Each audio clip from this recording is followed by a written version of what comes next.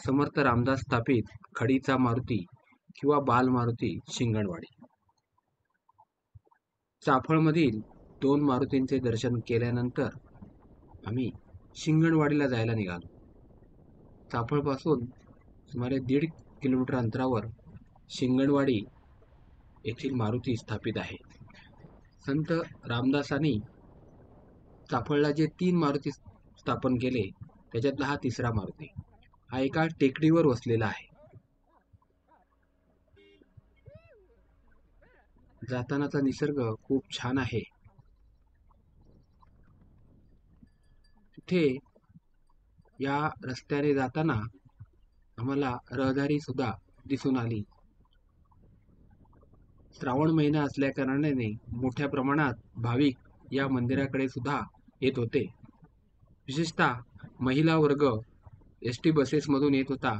ST buses डांबरी रस्त्याच्या बाजूला उभ्या करून या महिला त्या पुढे 1 किलोमीटर अंतर चालत जाऊन टेकडीवरील हनुमानाचं दर्शन घेत होत्या आणि पुन्हा मागे परतत होत्या.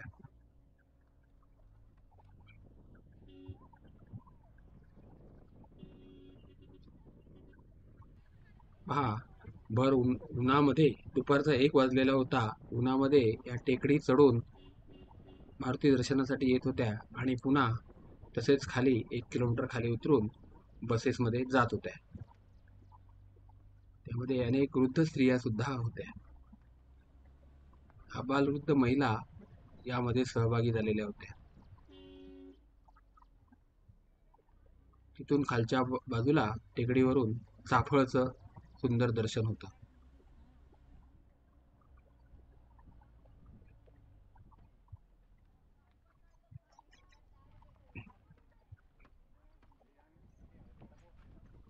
अगदी उंचावर असल्या कारणाने अतिशय निसर्गरम्य आणि आल्हाददायक वातावरणात हे मंदिर आहे.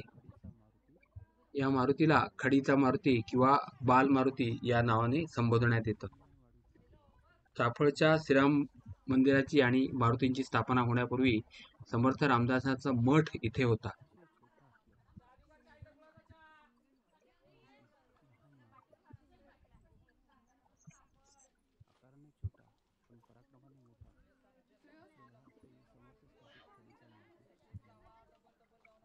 येथील जवळच असलेल्या एक रामघळ नावाच्या गुहेमध्ये समर्थ रामदास ध्यानधारणा करत असत आणि त्याच जवळच त्यांनी या मारुतीची स्थापना केलेली आहे. अत्यंत आल्हाददायक वातावरण आहे. मंदिर खूप छान आहे. समोर एक उंबराचं झाड आहे. श्रावण महिना असल्या कारणाने इथे गर्दी होती. इतर वेळा विशेष गर्दी इथे नसते. रम्य वातावरणात, शांत वातावरणात इथे येऊन ध्यानधारणा करण्यास अनेक लोक येत असतात.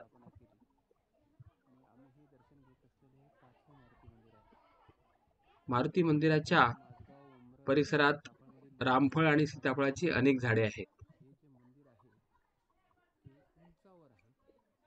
परिसर खूपच निसर्गरम्य आहे. छान वारा वाहत असतो. दुपारचं ऊन असलं तरी इथलं वातावरण खूप आल्हाददायक होतं. मंदिराच्या वर ध्वजा फडकत होती. मंदिराला लाल रंग देण्यात आलेला आहे. मी मागील बाजूत जाऊन तेथील निसर्गाचं अवलोकन केलं.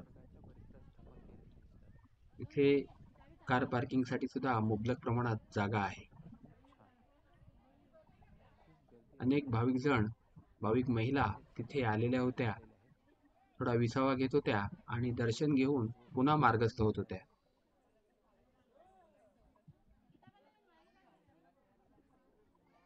आम्ही थोडा वेळ थांबलो, वाट पाहिली आणि नंतर गर्दी कमी झाल्यानंतर मारुतीचे दर्शन घेतले.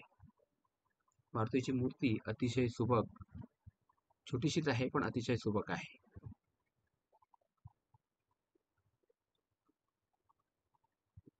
खडीचा मारुती किंवा बाल मारुती या नावानं या मारुतीला संबोधण्यात येतं.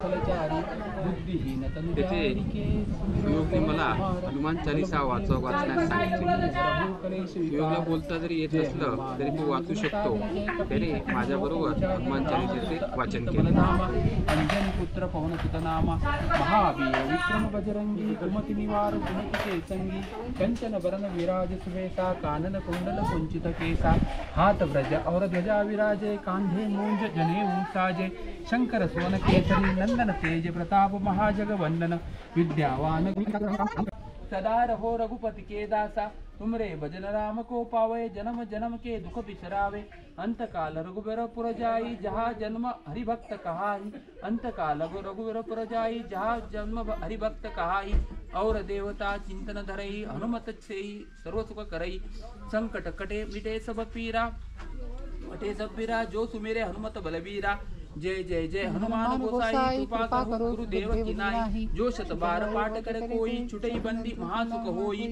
जो यह पढ़े हनुमान चालीसा होए सिद्धि साखी गौरीसा तुलसीदास सदा हरिचा कीजे नाथ हृदय महडेरा. 1649 मध्ये या मंदिराची स्थापना झालेली आहे. 3.5 फूट उंचीची मूर्ती आहे. म्हटलं जातं शिंगणवाडीचे मंदिर उंच ते फार, शिंगणवाडीचे मंदिर उंच ते फार, बाल मारुती गोजिरा भक्ता आधार, असे अचूक वर्णन या मारुतीचे करण्यात आलेले आहे.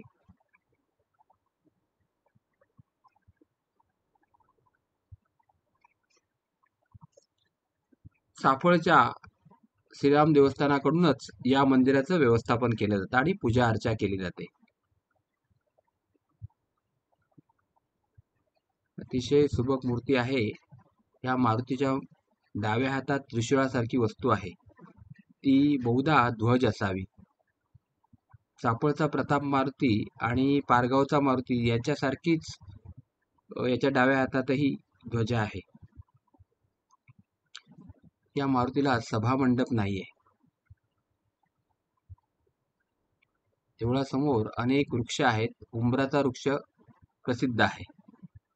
हे आम्ही काही वर्षापूर्वी इथे भेट दिली होती त्यावेळेचे हे छायाचित्र आहेत. इथे जी सीताफळ आणि रामफळाची वृक्ष आहेत त्याच्यावर आम्हाला त्यावेळी सीताफळ दिसलेली होती. ह्या जुन्या आठवणी आहेत. त्यावेळी काढलेले हे काही फोटो. निसर्ग खूप छान आहे आणि आल्हाददायक आहे. हे त्यावेळेचे फोटो. त्यानंतर आम्ही शिवसमर्थ स्मारक जे आहे तिथे भेट देण्यासाठी गेलो.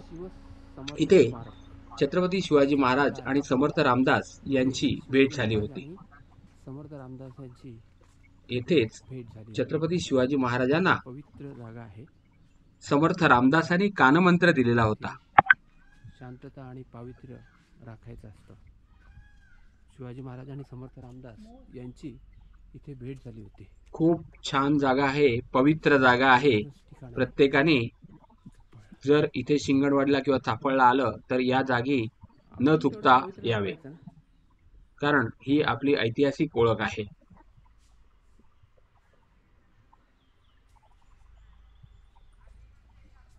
इथेच शिवाजी महाराजांनी समर्थांची भेट घेतली होती एका शेवरीच्या झाडाखाली.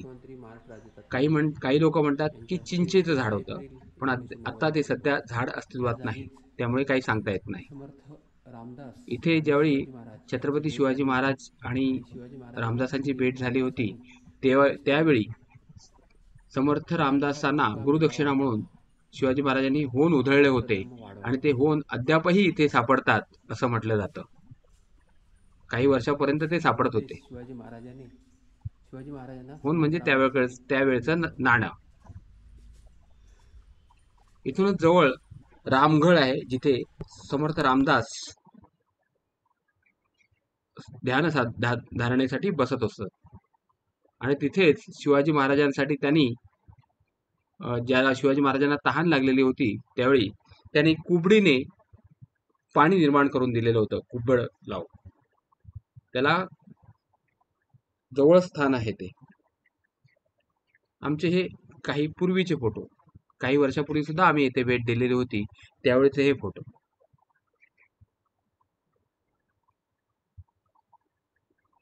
आम्ही चाफळला आल्यानंतर अवश्यपणे इथे येतोच.